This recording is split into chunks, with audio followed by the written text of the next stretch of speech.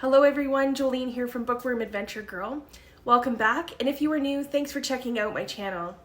To start off the month of October, I thought that I would talk about one of my favorite literary awards and share the 5 books that I am hoping will make the shortlist next week when it is announced. It's no surprise that I like to highlight Canadian literature, and the Scotiabank Giller Prize is an annual literary award given to a Canadian author of fiction, so either short stories or long form. And this is one of the, if not the most prestigious Canadian literary award. And I believe the award is now up to $150,000 to the author. And last year's winner was Suvankam Themavongsa with her short story collection, How to Pronounce Knife, which I absolutely loved. And I was successful in predicting the outcome, so we will see if I can keep that tradition alive. The long list for the Giller Prize was announced on September the 8th, and the short list is going to be announced in just a few days on October the 5th, and then the winner will be crowned and announced on November the 8th. So I have most of the books from the long list, and I've started to read them, but I haven't read all of them by any means. So in many ways, this is a bit skewed since I am not able to judge them all equally, but I will read the entire short list once it's announced in order to predict the winner. So let's have a look at the long list. It's an interesting list, and I noticed that the books this year are all very colorful. I am going to share the list in the same order that the Giller announced them, and I will let you know which ones that I am rooting for along the way. So up first is Astra by Cedar Bowers, and I hadn't heard of this novel before the list was revealed, but it has been compared to Mona Awad's 13 Ways of Looking at a Fat Girl. And the story is about Astra Brine, and I think it's compared to Awad's novel because we learn a little bit about Astra through other people that she meets throughout her life. And I will eventually read this. It is on my list, but it did not make it onto my short list hopefuls. So it didn't make it onto that list, but up next is What Strange Paradise by Omar El Akkad. And this has a bit of a Sharon Balla's The Boat People vibe to me. It is about Amir, who is 9 years old, and tells the story of how he has survived the passage and what his life will be like afterwards. And this is one that I actually think has potential to be on the list, so I'm choosing it because the story of immigrants is a very hot topic right now, so it's important and it's relevant in our times.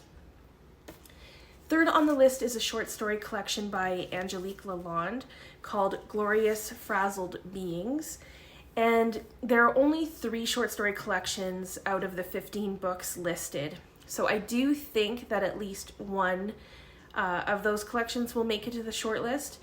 And although I love the themes in these short stories, there's themes of home and suffering and even a young boy with fox ears, I don't think that this is the short story collection that's going to make the short list. The next novel I do think will make it onto the short list, and that is Son of the House by Cheluchi Onyemelukwe-Onuobia. And I always have to look at the name when I say it because I'm hoping I'm pronouncing it correctly. This is a debut novel that has been on my radar for some time, and I really want to read it. The story takes place in Nigeria, and the 2 main characters are women, and a kidnapping is what brings them together. So there's a little bit of an intrigue for you. And then the next 2 books on the list are both short story collections, and I am only going to choose one of them to be on the short list, which is really, really hard. Casey Plett's short story collection called A Dream of a Woman. It has definitely been getting a lot of attention lately. First, the cover is very interesting, And the short stories all have transgender women as main characters. And the last short story collection on the list is The Octopus Has Three Hearts by Rachel Rose. And I've just started this one, and it has been on my TBR for a while now. The stories are very clever, and their common link is that all of the characters have a link to the animal world. And I actually think, and I would not be heartbroken if either or both of these collections made the short list, but if I had to choose just one, I think I'm going to choose A Dream of a Woman. The next novel on the list I just finished, so I will be talking about it more when I do my September wrap-up, which will be next week, and that is Swimming Back to Trout River by Linda Rui Feng. And this is so beautifully written, and I do think it will make it to the short list. This is a story about 3 generations, and I really like that. It has some great themes like grief, disability, and I love how music becomes a character in the story as well. Okay, so that's 4 that I've already chosen for the short list, so I can only pick one more. This is so hard, and it really makes me appreciate what the judges who have to actually do this for real have to go through. So next on the list is The Listeners by Jordan Tannahill. And I've been hearing mixed reviews about this one, and I'm interested in reading it just to make up my own mind. The story is about Claire Devon, who can hear a humming sound that no one else can hear, and how that affects her family and her life. And next is an author that I have read before, Kim Thúy, and her novel M are on the list. And this has just been published, so I haven't had a chance to get my hands on it quite yet. Kim Thúy is such a unique writer. Her writing is so lyrical, and I don't know anyone else who writes like her. So although I do want to read this book, and I like that it's inspired by historical events, like the evacuation of thousands of biracial orphans from Saigon in 1975. I'm not choosing it as one of my hopefuls for the short list. I feel so cutthroat when I remove a book. Okay, the next book is a book that I've already read, and that is Fight Night by Miriam Taves.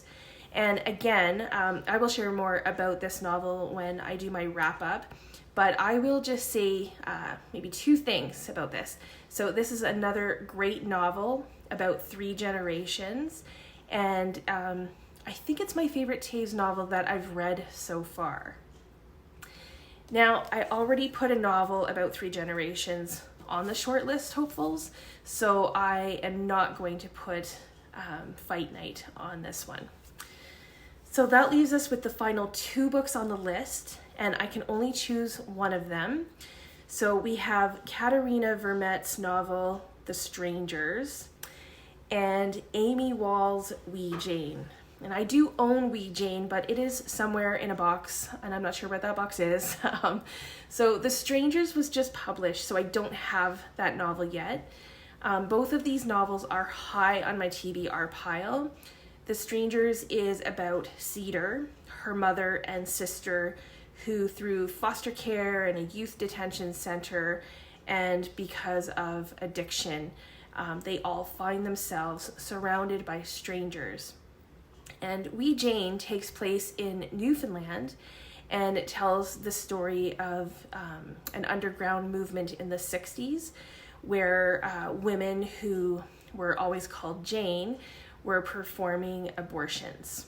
So again, this is another time where really either of these 2 novels I think would be worthy of being shortlisted, but since I only have room for one more on my list, I am going to go with The Strangers by Katherena Vermette. So The Strangers brings my shortlist hopefuls to all 5. So to recap, I'm hoping that when the shortlist is announced on October 5th, What Strange Paradise by Omar Akkad will be on that. The Son of the House by Cheluchi Onyemelukwe-Onuobia, and Casey Plett's short story collection, A Dream of a Woman. Swimming Back to Trout River by Feng, and The Strangers by Katherena Vermette. Oh, so those are all on the list. We will see how it goes and if I get any of those correct.